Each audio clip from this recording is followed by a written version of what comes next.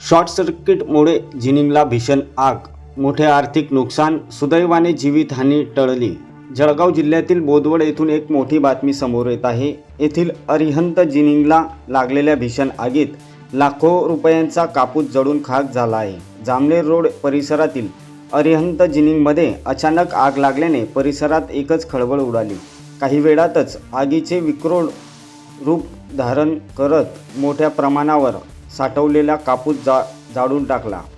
आगीचे लोट आणि धुराचे ढग दूरवरूनही दिसत होते। घटनेची माहिती मिळताच स्थानिक नागरिकांनी तत्काळ धाव घेतली आणि अग्निशमन दलाला कळवले। अग्निशमन दलाचे जवान तत्काळ घटनास्थळी दाखल झाले आणि शर्थीचे प्रयत्न करत आगीवर नियंत्रण मिळवले। वेळेत मिळालेल्या प्रतिसादामुळे मोठा अनर्थ टळला। या आगीत लाखो रुपयांचा कापूस जळून खाक झाला असून संबंधित मालकाचे मोठे आर्थिक नुकसान झाले आहे। दरम्यान या शॉर्ट सर्किटमुळे ही आग लागल्याचा प्राथमिक अंदाज वर्तवण्यात येत आहे। मात्र नेमके कारण समजण्यासाठी पुढील तपास सुरू असून सुदैवाने या घटनेत कोणतीही जीवितहानी झाली नाही।